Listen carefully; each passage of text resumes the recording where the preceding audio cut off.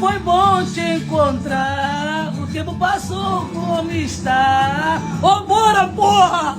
24 horas por 48, não dormi, vambora, é cachaça! Vambora, quando tem vento! Vamos dar um dueto, 30 de cada! Olha o palpite do NEM para o jogo entre Vasco da Gama e Palmeiras, que será em São Paulo. O Vasco da Gama jogou muito bem na Sul-Americana, ganhando de 4-1. O Vasco tem tido uma sequência maravilhosamente bem. Repete, nem vou repetir. O Vasco tem uma sequência maravilhosamente muito bem. O Vasco se acertou. O novo técnico português tem dado uma direção para o time do Vasco. O Pedrinho está lutando muito para que o Vasco venha se erguer e isso tem dado resultado dentro de campo. E o Palmeiras pensa que vai pegar um time morto, mas olha, o Vasco vem bem armado para esse jogo. E o palpite do NEM é um jogo difícil. Um jogo difícil. Mas o Palmeiras ganha de 5-0. Repete, nem vou repetir. O Palmeiras ganha de 5-0 o Vasco na tarde de hoje, às 4 horas da tarde. Esse é o palpite do NEM. Mudar o nome do Vasco da Gama para Vasco na Lama. Mas o importante é que ganhou do Fluminense e prejudicou o Flamengo. Eu queria ter a autoestima de vascaíno, porque estão dizendo por aí que o Vasco entregou o jogo. O Vasco não entregou o jogo não, gente. O Vasco é ruim. Precisa aceitar, é ruim. Mais uma vergonha, mais um papelão. O problema não é nem perder, o problema é o jeito que se perde. Mas assim, alguém realmente achou que o Vasco fosse vencer o Palmeiras na casa deles?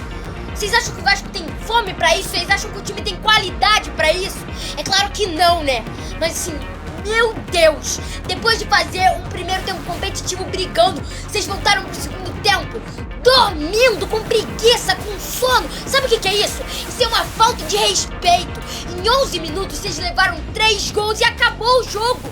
O Vasco é um time que tem alergia a fazer gol. O Vasco é um time que é acostumado a perder. É um time que vocês têm noção que o Vasco não vence jogo no Brasileiro desde o Dia das Mães. O roteiro é sempre o mesmo, é sempre um filme de terror que não acaba nunca. Parabéns, Vasco, com essa posturinha de time perdedor, com essa posturinha de time rebaixado. Ah, mas nas Copas o Vasco tá vivo. Primeiro, que com essa postura não vai ser campeão de nada, isso é só ilusão. E segundo, o que adianta ir bem nas Copas e ser rebaixado?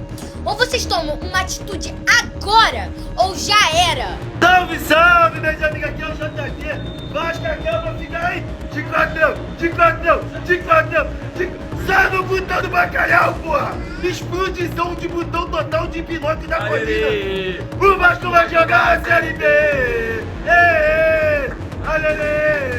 O Vasco vai jogar essa... Caralho, o botão dessa todo escaralhado, todo aberto, todo machucado, irmão. Caralho, mano, ele ficou de 4 pra Peppa... Olha o que a Peppa Pig fez com o botão do bacalhau. Olha o que a Peppa Pig fez com o botão do bacalhau. Só no botão desse rato da colina, porra. Aí, caralho, mano. O Vasco é o único faixa preta que só vive apanhando. Só vive apanhando, faixa preta. Porra, essa faixa preta é do Paraguai, meu irmão. É explosão total de botão, mano. Mas, ó, se virar a tabela do Brasileirão de cabeça pra baixo... É o vice-líder, é o vice-líder. Aí, tá na frente da Chapecoense, mano. Que isso, mano, é muito fácil rir do Vasco, mano. O difícil é parar de rir, mano. Só no botão desse rato da colina, só no botão dos Pinóquios. Vai jogar Série B, porra. Explosão total de botão de bacalhau. Acabou agora Palmeiras e Vasco. E o Palmeiras fez o buraco negro no botão do bacalhau. 4-1, fora o baile. Estava 4-0, o Palmeiras deu um gol de lambuja pra ele, mas era pra ser um 7-8 aí, teve gol anulado, meu irmão. Caralho, a explosão total de bacalhau, não tem jeito, mano. Vasco foi humilhado pelo Palmeiras em São Paulo, humilhado. Explosão total de botão, não tem jeito. Vai jogar a Série B. Se o Vasco for rebaixado, mais uma vez não pode ser considerado um time grande. A página Brasileirão da Depressão publicou isso aqui e eu quero te fazer essa pergunta. Nenhum time considerado grande das 5 principais ligas da Europa foi rebaixado 5 vezes em um período de 18 anos. O primeiro rebaixamento do Vasco da Gama para a Série B ocorreu em 2008. Hoje o Vasco está no mesmo patamar do Sport, Santa Cruz, Vitória, Juventude, Bahia. Essa é a verdade. Eu quero saber de você, fã de futebol, eu quero que aqui sem clubismo nenhum. Você concorda com isso aqui? Você acha que o Vasco, se cair pra segunda divisão de novo, ele vai ser considerado grande ainda? Mesmo caindo tantas vezes pra Série B em um curto período de tempo? 0 Red Bull e Grêmio. Peraí que Flaco Lopes bateu de fora da área, mais um golaço. Gol deles. Que coisa ridícula. Vamos ver. Vamos ver quem falhou, porque eu olhei pra baixo, mas vamos ver que alguém deve ter falhado, né? Claro, não tem a menor dúvida. Vamos ver. Se ele tá engraxando a chuteira do John Arias, é porque teve facilidade pra chegar lá. Vamos ver. Vamos ver. Ô, Nuno Moreira, aprende aí com o Flaco Lopes como é que se bate na bola. Tá aí, Nuno. Ó o Nuno. Ó o Nuno, foi ele que perdeu. Ó o Tietê, que dupla. Aí até o Ramon Henrique chutou o vento. Ó o Tietê, correndo pra não chegar. Solta a calça jeans aí, dá linha no Tietê, porra. E arame liso pra marcar, meu Deus do céu. Futebol de rebaixado. Difícil escaparmos esse ano. Concordo com você.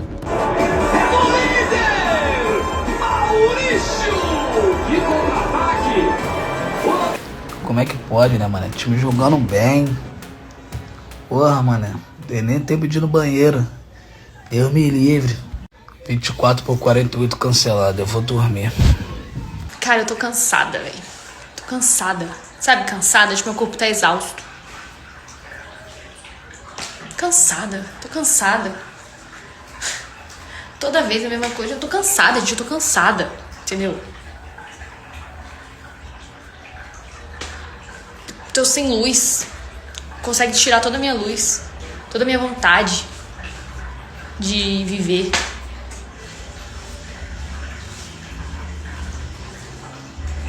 Como é que isso acontece, gente? Primeiro tempo jogamos bem. Aí segundo tempo, 10 minutos de jogo tá 3-0. Tô cansada, velho. Vai, desce! Vai, gente! Desce! Vai, gente, desce logo! Desce, gente, entende? Tá lá embaixo! Vai, calma! Só mais um pouco! Ali, ó! Olha o Vasco da Gama, gente! Na zona de rebaixamento! Vascaíno! Vocês estão mais calmos? Eu acho que vocês não estão muito calmos não, né? Uma sugestão e todos ficarão felizes para sempre. Não esperem o aval da justiça para vender o clube. Chega pro Lamarck e fala, toma o Vasco. Uns vão jogar futebol, outros vão pro escritório. Pelo amor de Deus, não esperem o aval da justiça. Fiquem em casa. Deixem o Vasco em paz. Vocês não sabem nada de futebol. Tô cansado de vocês. Eu imploro, fiquem em casa. Entreguem a cadeira. Vocês são a vergonha.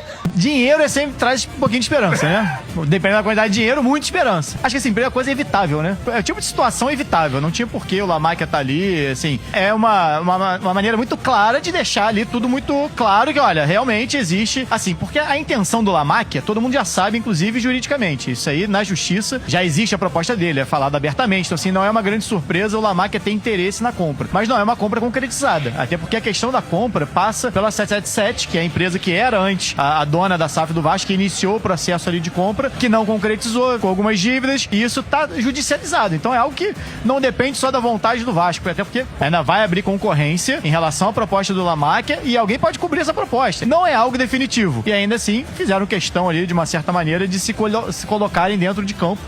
O Lamarck já com a camisa do Vasco ali segura, mas isso é até natural, né? Já tiveram em outros Vasco e Palmeiras, em outros momentos ali, o Pedrinho é muito próximo da família, então já tiveram outros encontros de troca de camisa ali, até o Edmar Lopes tá com a camisa do Palmeiras também, diretor executivo de futebol, mas fica muito claro, cria mais um fato novo de todo esse debate que tá tendo, que vai até extrapola essa questão de Vasco e Palmeiras, né? Passa um pouquinho disso, né?